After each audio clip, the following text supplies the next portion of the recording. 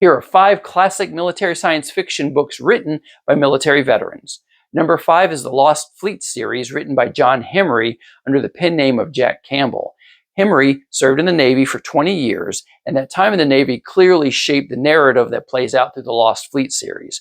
The first book was called Dauntless, and it was published in 2006. We have captivating space naval combat, as well as an examination of the critical role of leadership in dire situations.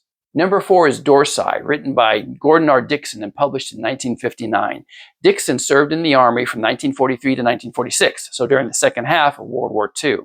And in his book, Dorsai, which was originally titled The Genetic General, we follow the exploits of Donald Graham, who comes from a human race called the Dorsai, who are known for their martial skills and military prowess.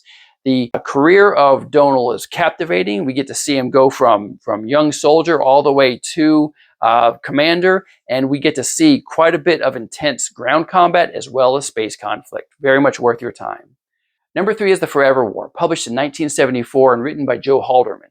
Joe Haldeman was drafted into the Vietnam War and served as a combat engineer, and even was awarded the Purple Heart. It said that he had a hard time adapting back to life when he came back to the civilian world, and you can see that play out in this really intense book where soldiers are sent out to the vast reaches of space to battle the alien race known as the Tarans, but when they come back, because of time dilation, centuries have passed, making this great gulf between the soldiers and the societies that sent them to fight in the first place.